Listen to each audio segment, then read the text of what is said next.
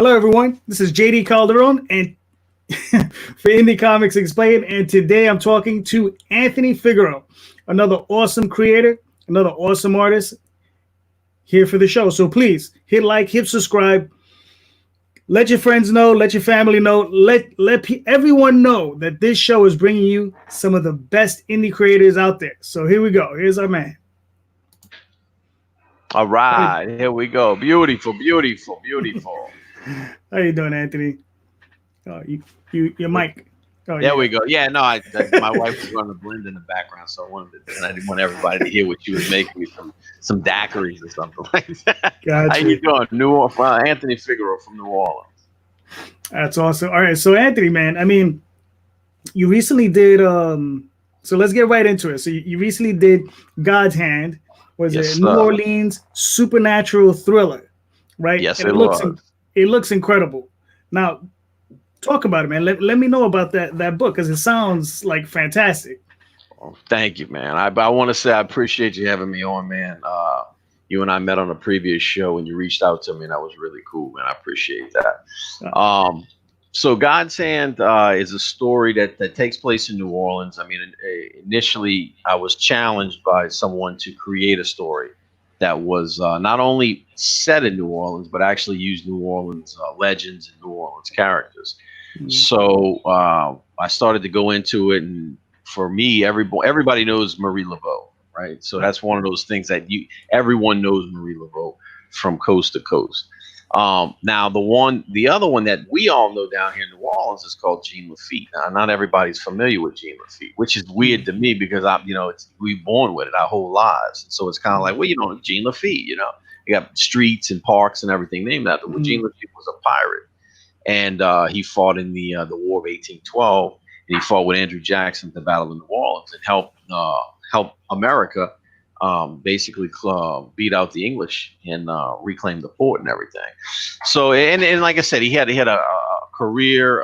He had a hideout down in what's called Barataria Bay, and he also had his little shop that he had on Bourbon Street, which was called. It's still there, as a matter of fact. It's called Jean Lafitte's Blacksmith Shop, and it's one of the oldest standing bars in the country. You can actually go there right now and get a drink and stuff.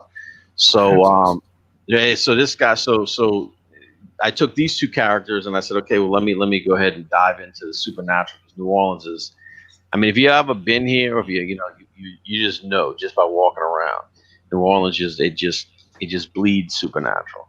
If you go to the cemeteries are like cities of the dead, because we have a low water table here, so we kind of like sea level, so everything floods really quick. So all the cemeteries and everything is above ground. So it's all these little above ground tombs, man.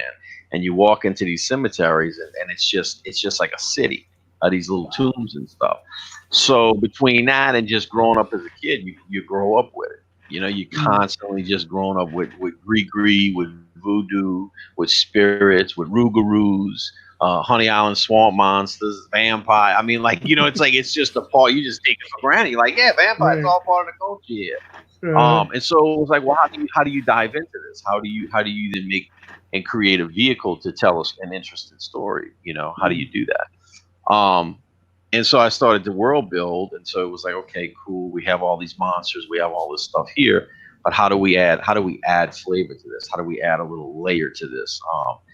And I started digging on Lovecraft, and I started digging on his cosmic horror, and I was like, okay, well, how do let me take that. Let me add that in. So then I said, okay, well, let me start that as a building block. That essentially you have this universe, which is basically built upon these ancient gods of chaos. And this is what seeds all essential life in this world. And so what I did was I said, okay, so every monster that we know of, vampires, werewolves, whatever, the jinns, the whole nine, any monster that's in any lore, anywhere on the planet, they're all born from the gods of chaos. Right. And so you take this whole concept and you say, okay, cool. So every monster is born from these gods of chaos. Then I borrow a little bit from Greek mythology. And so basically these monsters rebel and they overthrow. Let me hold on. I'm right back. There we go. So they cast these gods They cast these guys out into a parallel dimension. Um, they don't like me talking about it, so they might cut my mic off and they may, cut my internet. Uh, They don't like me to talk about these things. Um, and so they're in a parallel dimension. Well, from that point forwards, you essentially have these monsters basically divvy up the planet, and they divvy up the continent, and this is why you have different lores and different monsters in different parts of the country. So of the world, actually, in all the continents. So from this, what they do is there's these 7 bloodlines. One of the bloodlines is man, and there's these 6 other bloodlines. And so they make this treaty and they make this pact to basically to run everything. And you have the elites, you have those who run things, and it trickles down from it. So to keep some semblance of order, they create this veil over everything, so that everything looks like normal. There's no monsters. There's none of this stuff. It's just normal life and everything like that. But every now and then, when magic is used, when super violent acts are committed, it shatters this veil, or it rips this veil, and all of a sudden people can see what's going on. So they develop these teams, these paranormal crime scene developers, who go through and they basically they look at these crime scenes, or they'll get called in and they'll say, well, this was a gunshot victim, but in actuality, it was actually a werewolf attack. Right. And so they go in and they hunt these people down, or if someone uses magic and it tears the veil, they have these characters called stitches that'll come in, and the stitch basically stitches the veil back together. It's like a human version of the Men in Black's silver little mind wiper. right. And so these guys basically stitch realities back together, and they cast spells, and people go back to sleep and they go back to normal, and they think there's no monsters and none of that kind of stuff like that. So Jean Lafitte is a part of this. These we call them the paranormal crime scene division, we call it. And so what happens is Jean Lafitte winds up drinking this immortal we call it the waters of life. He drinks this, he becomes immortal, and then he winds up becoming a part of this division. And they recruit him in and they bring him into New Orleans because that's his hometown. So he hooks up with Marie Laveau, and they basically partner up, and they basically the protectors of the city. They watch over, make sure that the occult crimes, the occult criminals, and things like this don't get out of hand and stuff. They wind up developing a relationship, which will come into play later on. But what happens is there's this incident which is called the Katrina incident, and the Katrina incident causes all these deaths. It causes all these issues, and so Jean Lafitte winds up getting exiled from New Orleans because of this. So Lafitte winds up being in exile. He becomes a mercenary bounty hunter, monster bounty hunter. And so he gets a little team together, and that's what he's been doing for the last 15 years. The story itself picks up where he gets a call, and he says basically Marie Laveau's been murdered and her soul's been stolen. And we want you to come in. We're going to give you 48 hours to find out who did it. And you have 48 hours to find who killed her and find her soul. And so basically he comes in. And so the story picks up with him coming in. And now he's got 48 hours, and he's got to deal with bounties on his head because, the incident itself, which will tie in later, happened in a place called Lindsay Boggs Hospital. And so what we do is Lindsay Boggs is still a hospital. It's still sitting there, and it's still in the same condition it was in right after Katrina. It's never been touched. So we use that as a nexus point, that this was the nexus point for the Katrina incident. As the story unfolds, it returns back to that nexus point. And so it ties everything into the sins of the past of this whole thing. Him leaving these things unresolved, and them having to go back to the beginning to resolve this issue and get closure for the first arc of the story, because this is the first book of 3, right? So this is the first arc that, again, you'll have a clear protagonist, a clear antagonist, and you'll have some resolution at the end, but that resolution only opens the door to a bigger world, to where now what? Right. So now what? Because there's this lead off at the end where you resolve with this one character, but that resolution has now caused more conflict. And now that conflict leads in, you know what I mean? So it opens it up into this bigger world. By the end of the 3rd book, you're in a whole new universe that has revealed things that now everything's open. And then by that point, what I'm trying to do is catch the reader and Lafitte up to that point so that they're in lockstep of understanding of the universe. So from that point forward, the reader and Lafitte are walking hand in hand. That's awesome. That's anyways. No, that's awesome, man. You got yourself at least one new sale. So thank you. Thank you. I appreciate that. So, so let's talk a little bit about like process. I mean, you're the artist on the book, right? Mm-hmm. Are you doing everything, like from nuts and bolts, writing it, coloring it, lettering it? You doing the whole thing, okay. or no? Okay, so what I'm doing is basically creating, writing, drawing. I got a colorist who's going to come in, Kid Icarus, who's doing a good job, and then I have my old partner who actually worked with me on some of the stuff we did for Brent Irwin and Ape Entertainment, Marcus Tagisu, and he's like my partner. We partnered up on all of this, and so he's my editor, and he's basically, when I lay everything out and go, hey, look, here's my layouts and stuff, because it's weird. This is the first time that I'm writing. Like I've written before, but writing a story, writing for comics is a different animal, because there's pacing. You know what I mean? Like, it's not just you can write a story. It's like, no, I have 50 pages and I gotta hit these beats. And you know what I mean? And so what's happened is I kind of started with this process of writing down, and I would be driving, making deliveries, and I would just talk to my phone, and I would make the notes. Okay, this is what I want. This is what I want. This is what I want. This is where I want it to go. And so I would have this beginning, end, middle. I had these marks, plot points. How do I develop this? This character has to be introduced here. There has to be this type of banter, all this kind of stuff to tie all these points together.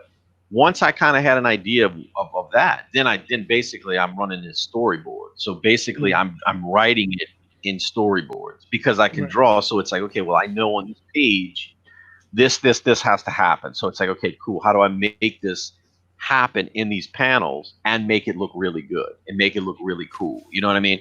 And so that's kind of where I'm at right now, where it's like, that's that process. And then Marcus will come in and be like this works with the dialogue, and then we start putting the dialogue down, and he's like, cool, cut this down, tighten this up, you don't need to repeat, this is redundant, and he'll, and then we'll just basically tighten that down. All right, that's awesome. Now with the so you're doing pencil and inking, or you're just penciling, going straight to colors? How are you working at? I'm doing tight pencils. Okay. Really tight. I did this with me and Marcus laughed, because the first one we did was Justice City Chronicles. And I drew it, and then we had someone ink it, and I hated it. I hated it so bad, man. I hated it so bad that from that point forward, I was like, I will never let anybody ink my work again. And so I started doing really, really tight pencils. And we did a book, me, Marcus, did a book called, we didn't write it, but we edited it and I drew it, called The Chronicles of Count Carlos. And if you look at that book, that's all just tight pencils. And again, you can't, when you do it tight like that, you can't really tell. I mean, you really can't, man. Yeah, I worked with a cat back in the day. He would use like the darkest pencil lead you could imagine, and he would just, and it would crisp. And the only thing with it was it was really shiny, but you would scan it and it would come out black, and it was just like, ooh. But it's cool. Yeah, it's digital stuff helps out, man. Because I can do it, and I don't even have to do it that dark, because I'm always, man, like, you just gotta watch dragging your hand on it constantly, man. But what I've done, what a friend of mine has showed me is that when you scan it, he can alter it a little bit, and he can darken it up just a little bit to where it makes it dark enough to where when the colorist goes over it, man, it's like it looks good. It looks spot on, bro. So I find that interesting. If I could find a really good inker, who could for the right price, of course. Right, of course. Yeah. I'm not against anybody inking my stuff. Believe me. You know what I mean? I've watched really good inkers, and really good inkers, man.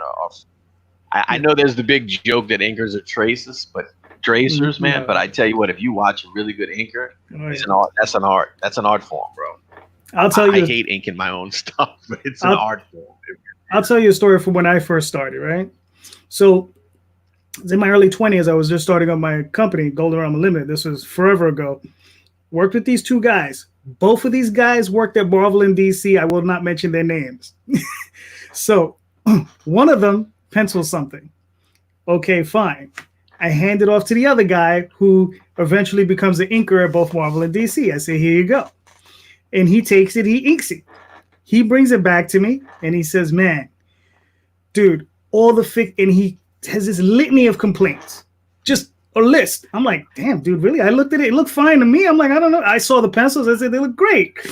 I don't know what you're talking about. Fine. I take it. I show it to the penciler, and the penciler, again, another dude who's worked at Marvel and DC. He looked at it. He was like, yo, look at all this stuff. And he had the same level of complaints about the inker. And that's how I knew everybody was full of shit. Really? Yes. Hilarious. Yeah, bro. Hilarious, man. I was just like, wow. You know, because there's just one. If a man does a good job, man, say, look, good job, bro. Yeah, but the thing is they did the piece for me. I love the piece.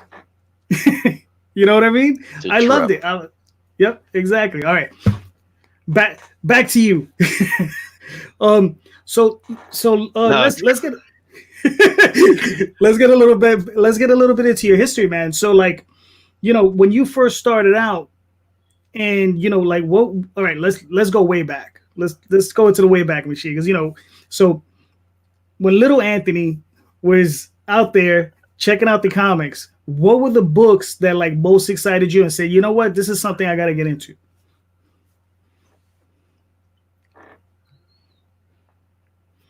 Can you hear me? I think you froze. Okay. All right. So I used to go to this little 7-Eleven, me and my friend. Yeah, I can hear you. Can you hear me? Yeah, I can hear you, man. Did I freeze up? Am I frozen still? No, you're moving. You're a little fuzzy, but that's so far. I don't want to waste this story. It's a good story. Can you hear me? Okay. I can hear you. All right. Yeah, you're good. All right. So I was like 10, and a couple of my partners, we went to the local little store, and you know, we started pocketing the comic books. And we started, you know, taking them, and we take them home, and we trace them and stuff. But like the first book, man, that I remember was Iron Man during Iron Wars. Bob Layton was on it, bro. Okay. And I got that one, and I got an Incredible Hulk. Todd McFarlane was on it, and I was getting Art Adams was doing the covers, and they were doing you know what I mean. And man, we would take those home, and we would trace the shit out of them. And we would, you know, and that was the whole thing. Let's see who could trace. And what happened was we moved into copying, but who could copy better? And it was kind of like a little competitive thing. Who could copy better? You know, and then we started copying the pictures, and then all of a sudden we started going, okay, well, who can change and add a gun here and do something there and start changing these characters, you know, to make them, you know, better. You know, that we thought. Me, a boy named Harvey, Philip, and Josh. And we just, you know, and that's how it started, man. And I would, we would go up there, man. I think all my West Coast Avengers. Well, probably my entire first collection is they're all hot comics. They all, you know, I lifted them, man. But it wasn't until like even in 1989, 1989 was when I got introduced to the idea that there were comic book shops, right? And so I watched when Batman came out, they made these documentary on it.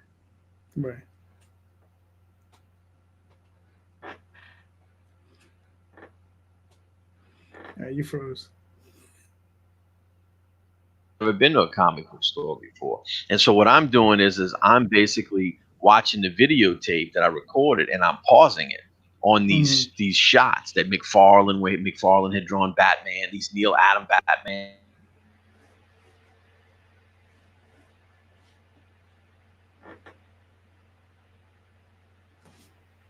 that thing comes on pause. It starts running again. You're like, God damn it! You have to try to get the shit and get it right back to that part and stuff like that.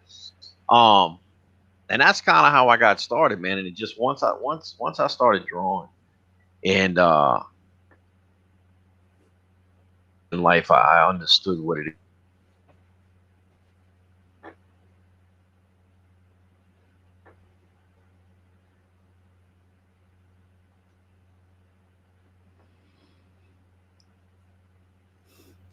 You froze. I don't know if you can see it on your end.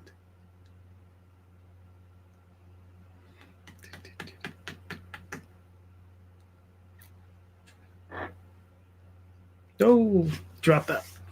All right, sorry about that, guys. I'm sure Anthony will be back in a moment, having some technical issues. So, but the story he was telling was very interesting. We're both obviously come from these backgrounds that sometimes as children we do not necessarily always the right thing, but those things happen. Yeah, he dropped out. Hold on, everybody. Let's see if we can get him right back.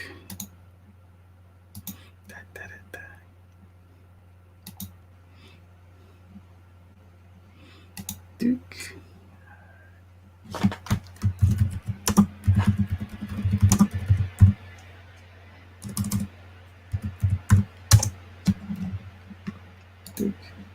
All right. I think he's trying. Yeah, he's probably just having some problems with his internet.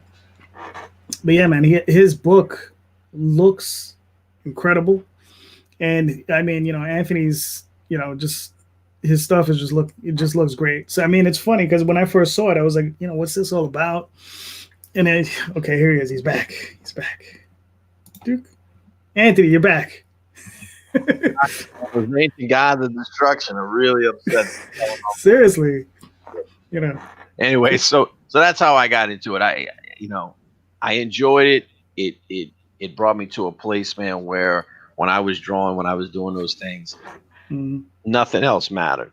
Where everything else disappeared, and I'm in the moment, and I'm right there. Every line, everything that I'm doing, that's all there is. There's nothing else. Right. And I think I just got hooked on that aspect of it, which later on in life, it shifted some. Like I enjoyed drawing, don't get me wrong, but creating, world building, I get high off of that, man. I mean, I get excited when I do that, when I start building characters and wounds and plot points, and how do you move this forward, and how do you tell this, and how do you develop a character? What do you put him through to do what, to tell what, to go where? You know what I mean? And I light up when I get on that. Yeah, trust me, I know exactly what you mean. I ride the subways to and from work, and that's where I'm doing a bulk of my writing, and I'm like, it's a 40-minute ride, and I start writing, and it feels like it's 2 minutes later. It's just like, boom, you're there. That's it, bro. That's it. That's it. So I mean, obviously, so when you started drawing like this, did you take any art classes? Did you go to art school? Nah, it's one of those. Yeah, it's just one of those natural talents. You know what I mean? God-given talents, because it's just, no, you know what I mean? Like I wish I would have taken more classes. You know what I mean? That's what I say about. I've learned this as I've gotten older. Like people with talents, we tend to neglect the basics because we don't have, because we can get by on talent, right? Which is a shitty thing, because then later on you're like, God damn it, I got to go backwards now and learn the basics. If you want to be a top craftsman, you really are going to have to go back and learn the basics. You're just going to have, you know what I mean? Like there's no, there's really no getting around that. You know what I mean? No, and also it's apparent you worked it. You had to work real hard to get where you're at, because that's the level you're at. It doesn't matter if you're talented; you still got to work it. And that's no doubt. My dad loves to remind me of that. He says, "Talent comes from above, but motivation comes from within." And it's like, it's great if you said the graveyard's full of talent, son. You know what I mean? There's a lot of talent in the graveyard. That's right.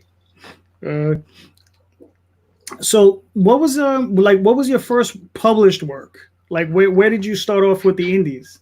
All right, so I was about, let's say, I guess this was about 2003 was the first convention I ever made. I ever went to in my life.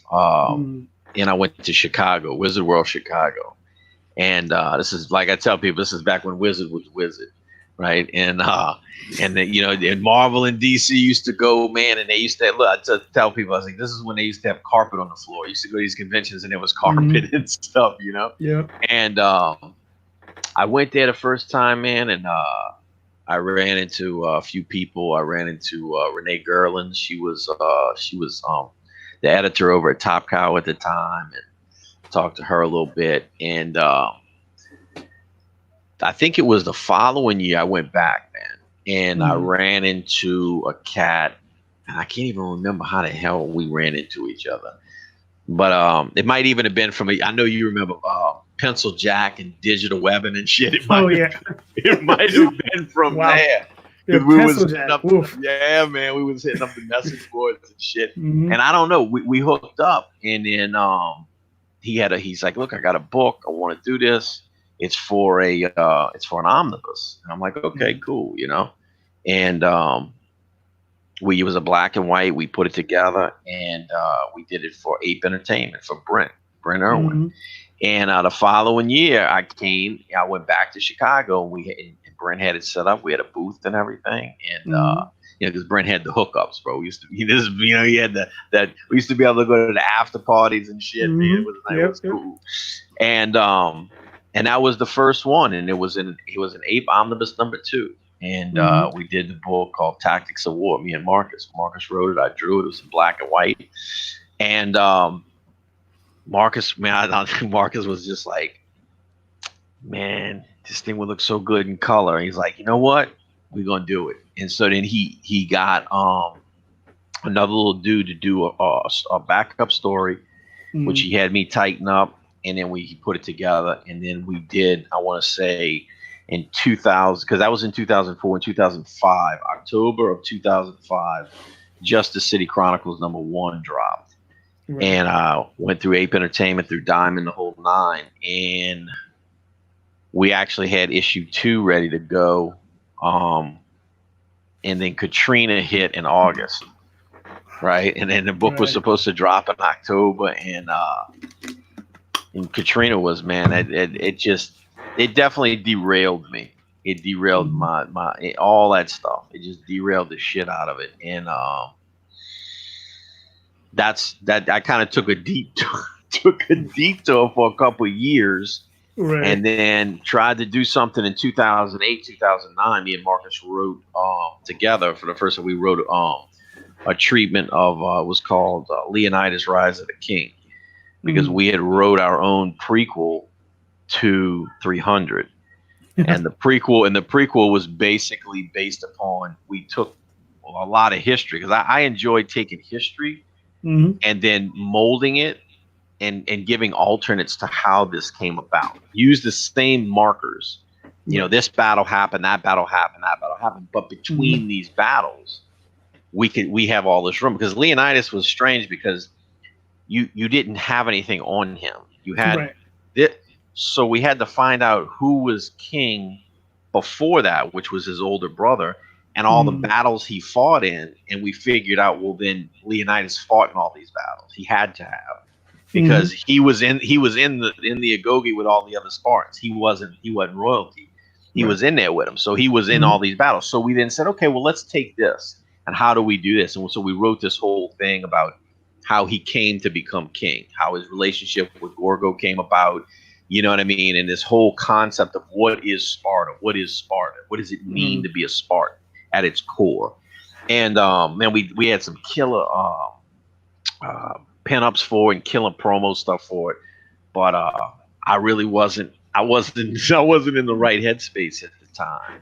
Gotcha. And I detoured, man, for about another 3 or 4 years. Katrina messed me up, man, and like I said, I went on a bad run, drinking and getting high, bro. And I almost killed myself. Wow. And around 2010, I kind of came out of it, and you know, got clean and sober, and you know, been clean and sober since. So this is the process, and this is the accumulation of rebuilding these things, to which I spent years destroying and tearing apart and rebuilding, and here, you know, and so then it just comes full circle and back to this place where it's like, you know, crowdfunding started to become a real big thing, and there was money really in it.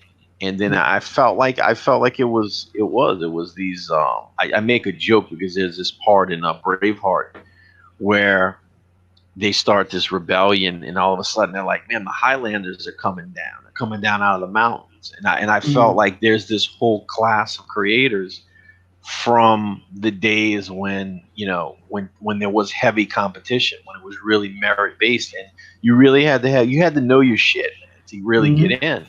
And you know, and many of us said, okay, cool, I took my shot, no problem, man. You know, I got beat out by better people. And I think in the last 5 years, there has been a change in quality. And I don't, you know, and like I said, I don't try to get too much into that. I'm an opportunist.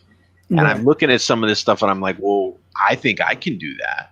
And all of a sudden you have these old Highlanders going, well, wait a minute. No, wait a second. We can do this. Hold on now. Wait. You know, maybe it's not. We're like old Satchel Paige. You know what I mean? Look, I think it's coming back. You know what I mean? I'm a 42-year-old rookie. You know what I mean? I'm like, wait a minute. I think I can do this. And so here I am now. You know, it's like, hey man, let's give it a shot. Let's see what happens here. You know? No, that's Ed, listen, I know exactly where you're at. You know, because when I started forever ago, we could sell, like, we had 13 distributors. You could sell 2, 3, 4, 5,000 books through these distributors, right? You could resolicit those books, you could relist them, and you'll sell, you know, probably another 2 or 3,000 books on top of that. You know, if you were really high up there were guys who would sell 30 or 40,000 books, and these are indies selling 30 or 40,000 books, resoliciting and selling another 15 or 20. Right? Then the whole thing with Marvel happens, with Heroes World, that gets destroyed. Diamond comes in, takes over. Now you're lucky if you can sell 800 copies. You dance at jig. You know, it's like, listen, I was there because I remember when we were dropping Justice City, and we were kind of like, whoa, why don't we just go straight to the stores, man? Why don't we just sell straight to the stores? And even then, and you're talking 2005, even then it was like, oh no. I say, if Diamond finds out that these dudes are doing business with you, they'll blackball. They'll pull all their specials, they'll pull all that away from them, and they'll blackball. And I remember thinking even then, I was like, well, that's messed up, dude. Yep. You know what I mean? Like, what kind of shit is this? You know, so it stayed like that. You know, I mean, I hate to say it, I really do, but you know, the COVID thing, I think is going to re-level some things. You know what I'm saying? And reset some things. I think that are I know it's painful, and I know some people are gonna take a hit for it. You know, but I do think overall, it's like this thing kind of helped us burn off a lot of the fat, man, and get back down to what works, what streamlined it down. Well, what's legit? What's gonna make money? What works? What do people really want, man? What are they willing to pay for, even in hard times, man? You know what I'm saying? And that's what and you get back to people like you and I who have been in this game for a long time. Because I know there's an undercurrent. I don't want to say a resentment, but there is a bit of frustration, I think, when you have people who are coming in who weren't in comics when comics wasn't cool, man. When it wasn't cool to be in the comics, you know what I mean? When it was like, yo, man, you get beat up for this shit, dude. You know what I mean? And it's like, and now it's popular, and now it's lucrative, and you have these people coming in, and they're doing things. And again, I'm not opposed to change, but I believe that there's something missing. And there's this story that they tell, and anybody who's been around's heard. I'm sure you've heard it. It's the Denny O'Neil story. And it's the Denny O'Neil moment. I call it the Denny O'Neil moment. And if you've never had this moment, you're gonna mess shit up. And Denny O'Neil tells the story about how, you know, when they were doing the whole thing with the death in the family and the whole Robin thing, you know, right. And he says he remembers they used to wear these little Batman lapels to let them know we work for DC and we're on the Batman book. And he goes, I walked into this deli to get my sandwich, and the guy behind the counter goes, hey, look, there's the guy who killed Robin. And he's like, and everybody just looks at him, and he's like, shit, man. And he says he has this moment where he understands that we're stewards of this stuff, that it's a privilege to be the bearer of this, and that we're there to protect it, to make sure that it's honored, to make sure that it's handled right. It's not for me to inject my own personal ideas into this stuff. You know what I mean? Like, it's for me to basically take this character and grow it, right?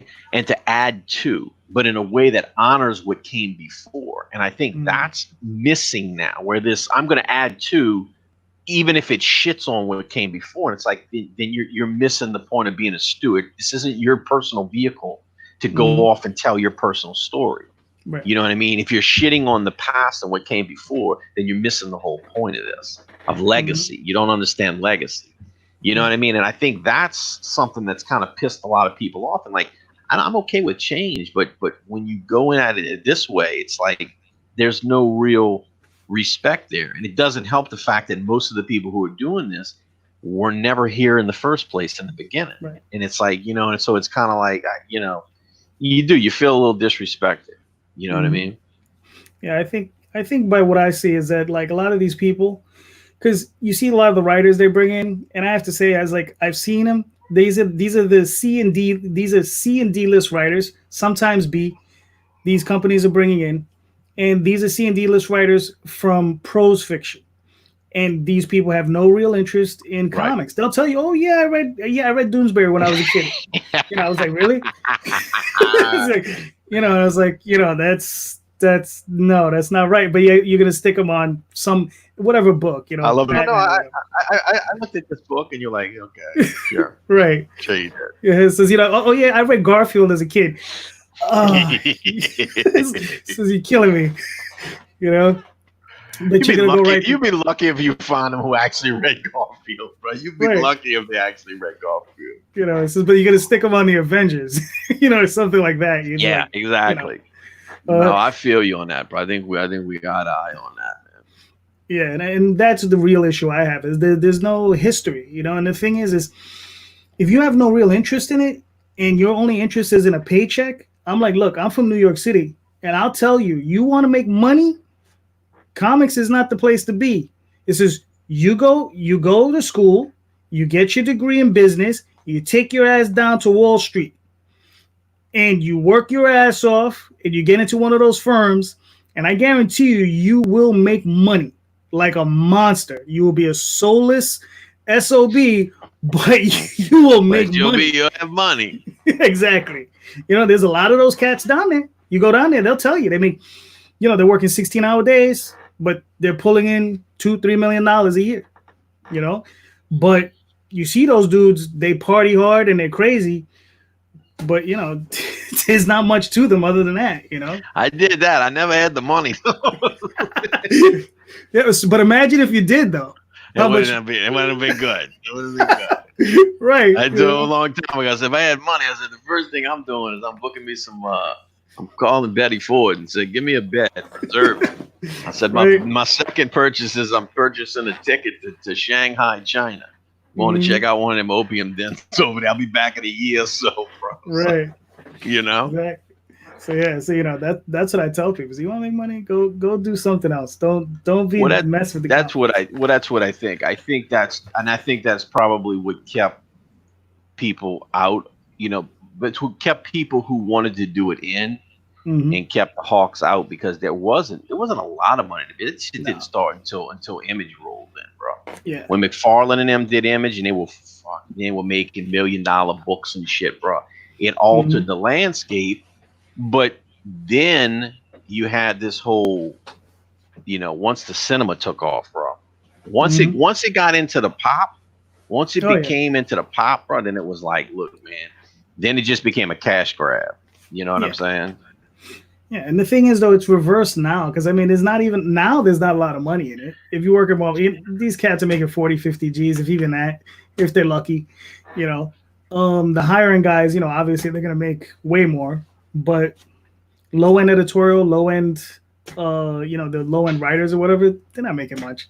No. And I mean, but the thing is, though, is it keeps them so they can wear the label, I'm a writer or I'm an artist, or whatever.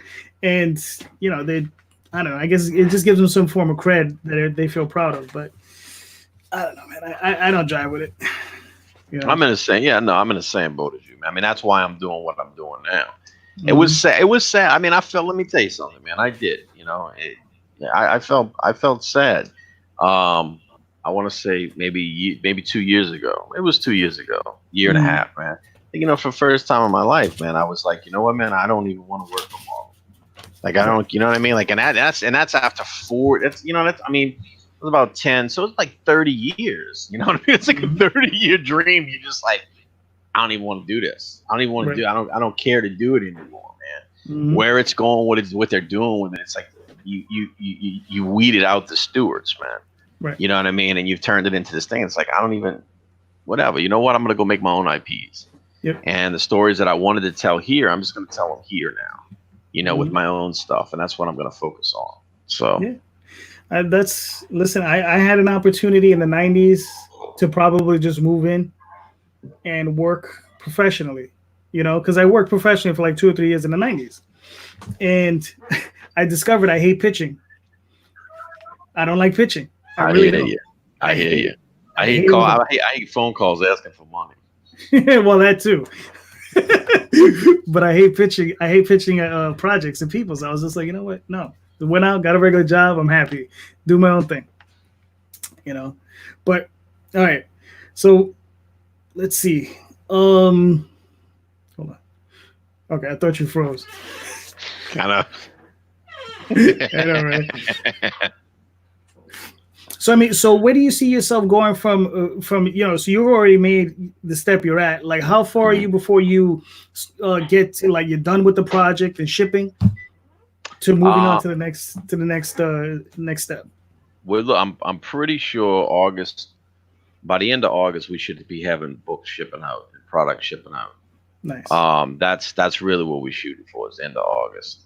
No later than September. But my main, what I'm shooting for, like I'm not even thinking about September.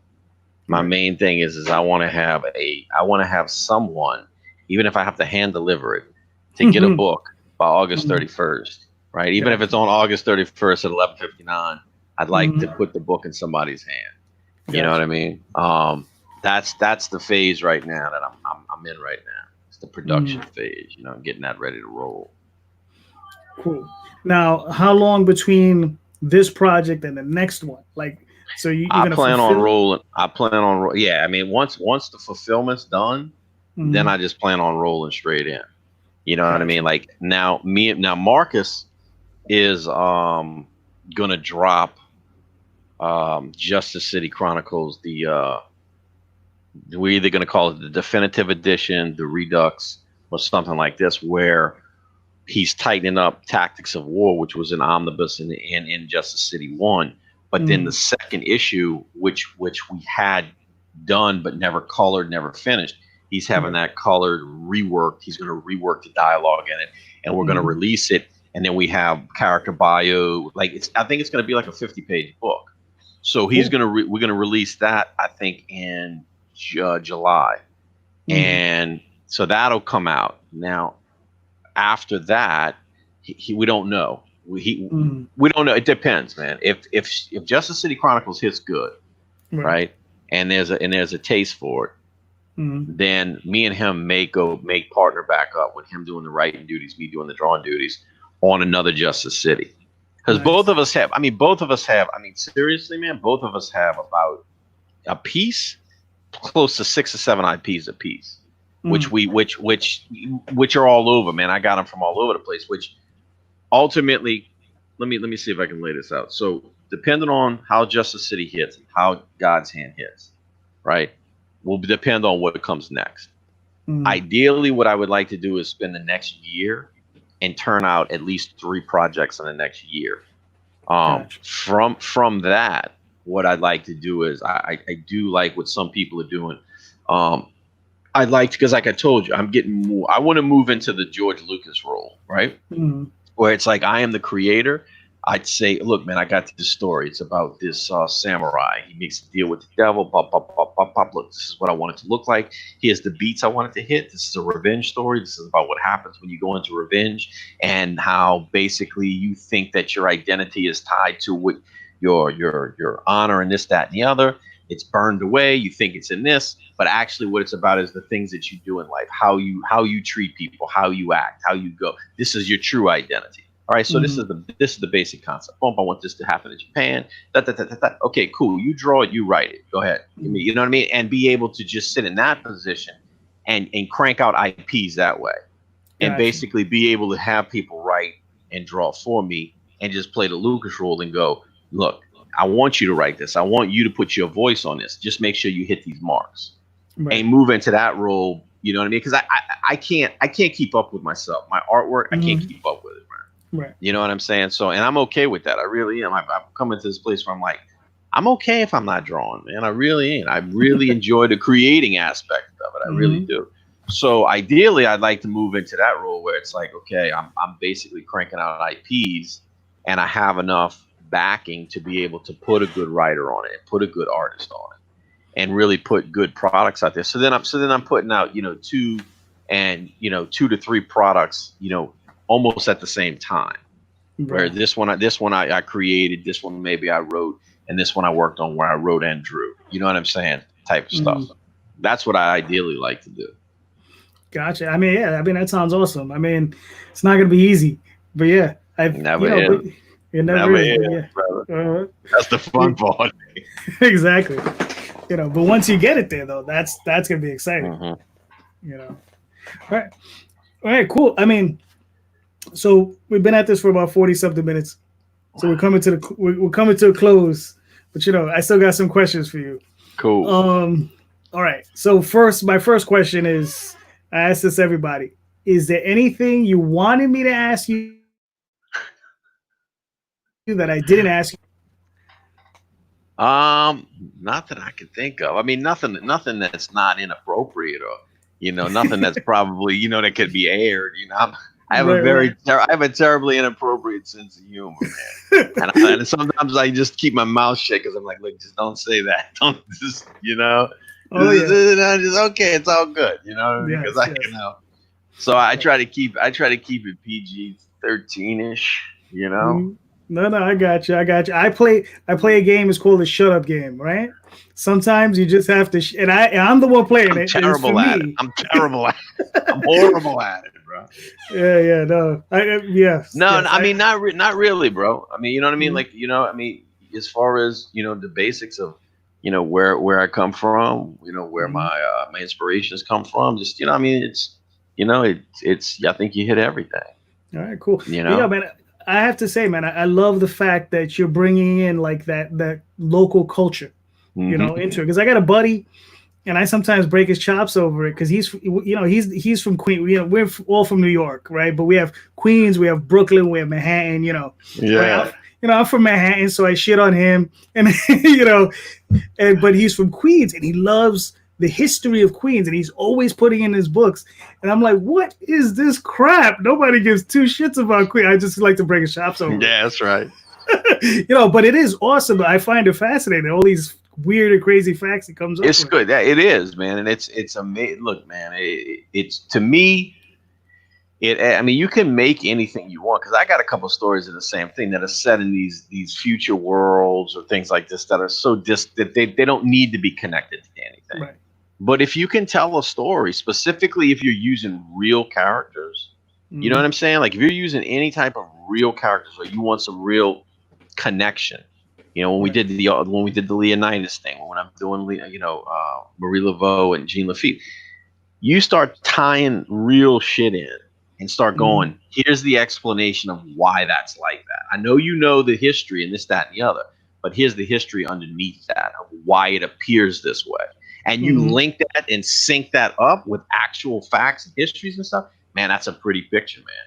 Because then it gets people in here and they go, oh shit, I never thought of that before. Oh shit, that could really be possible. And then you got them thinking, man. Then you got them wondering, Yeah. No, yeah, definitely, man. Like I said, I really enjoy that aspect. So, okay. So let's get on to some of these weird questions I like to ask all my guests. All right. I love weird questions. Well, they're not that weird. They're not that weird. They're comic book weird. Okay. All right. So, all right. So, everybody loves having like a guest artist do a cover for them, right? Mm-hmm. So you're an artist. Yes. So if you had a choice of any artist, living or dead, to draw a cover for you, don't worry about budget. Who would you pick? Oh man, anybody. I mean, I don't know. The first thing that comes to mind is I'm gonna be like, yo, Michelangelo, bro, or Leonardo da Vinci. I'm like, yo, Leonardo, bro. I want you to do this picture for me. Don't make it too Rubenesque now. You know what I mean? I mean, I know everybody. Of course, everybody says Kirby because I need Kirby's, the man and whatnot. But in my what I really dig, man, is I still got my faves, man. My faves are Silvestri, Jim Lee. Like those guys. You know what I mean? Like those were the dudes who brought me in, man. Now I think Bob Layton. Again, that I was like a tween child, right? So I caught John Byrne, I caught Layton, I caught these guys, but Jim Lee was on Punisher War Journal. McFarlane was on Hulk, moving over to Spider-Man.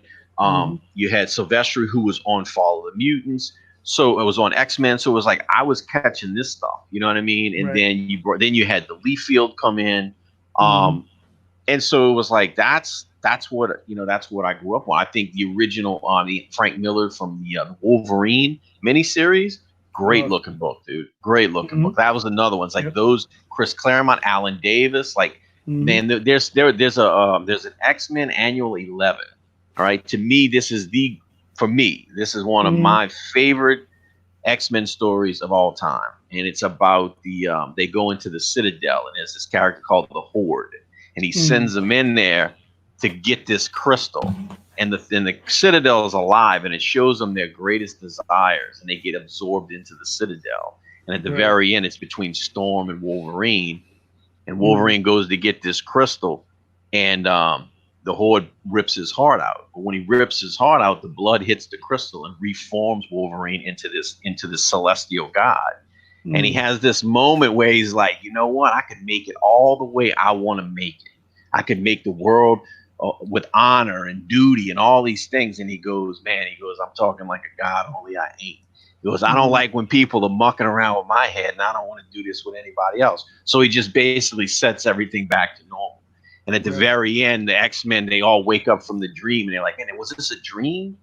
We all had the same dream. And they go look in on Wolverine, and he's sitting there kneeling down in front of this altar with Mariko with his samurai sword. And it's just like, to me, it's one of my favorite stories. But it's that generation. So probably if I had anything, man, just out of my nostalgia, it would probably be a shootout between Silvestri and Jim Lee. You know what I'm saying? That would be a shootout between those two. Yeah, and then Jim Lee's stuff these days, man, is looking incredible.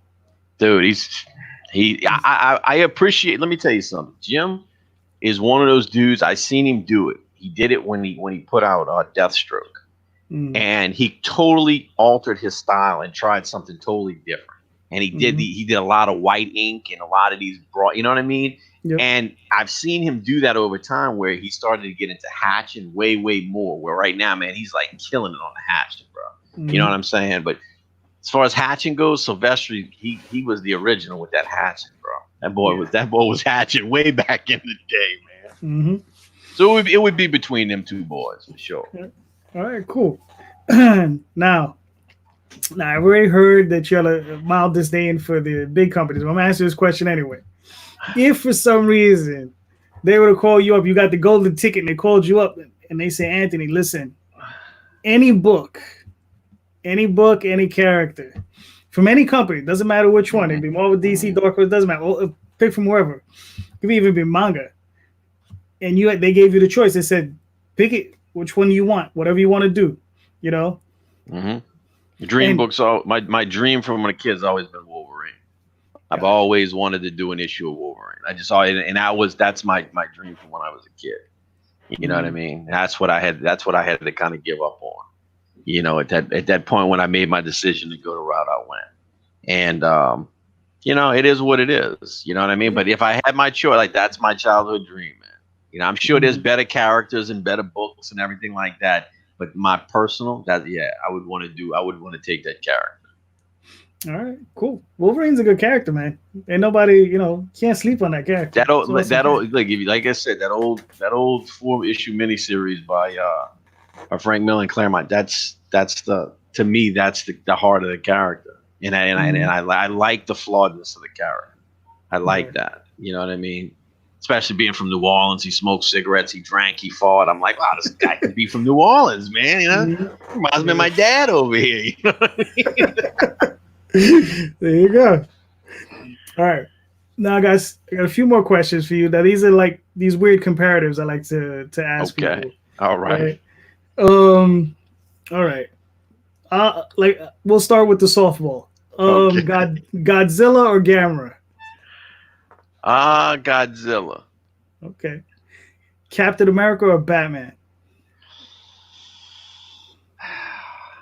That's a tough one, but which Batman? Which Captain America?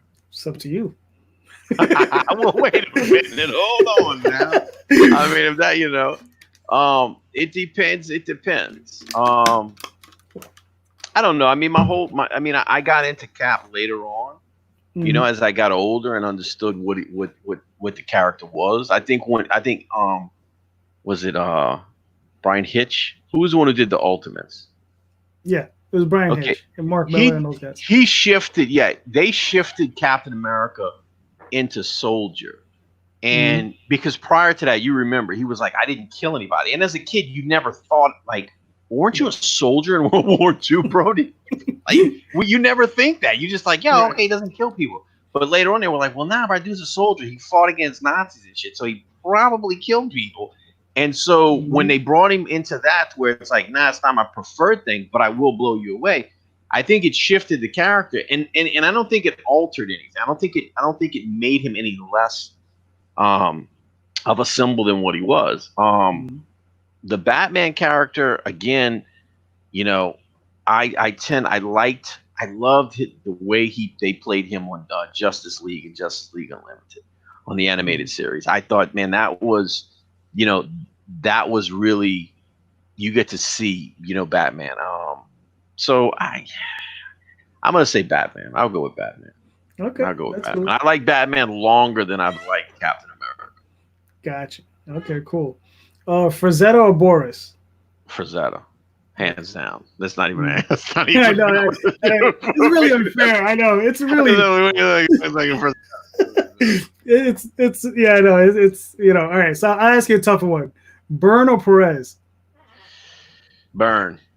Okay. I know it's you know what, man, and I'm not gonna say too much more because I'm gonna play the shut up game. But I have, let me put it like this. I respect Perez because he's a steward of the industry, and nothing but good things have ever been said about him. Style wise though, man, Byrne all the way. I just something about Byrne.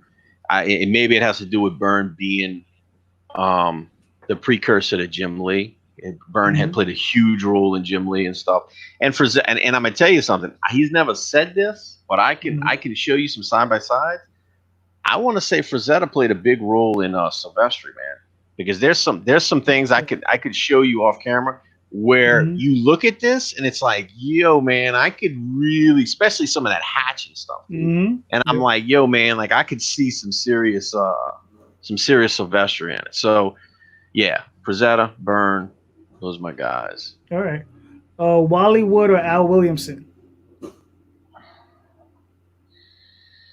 Wally Wood.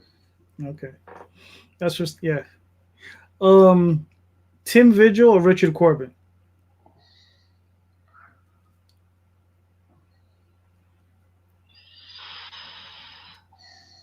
I'll take Vigil. Okay. That's interesting. That's interesting because I love Vigil's work.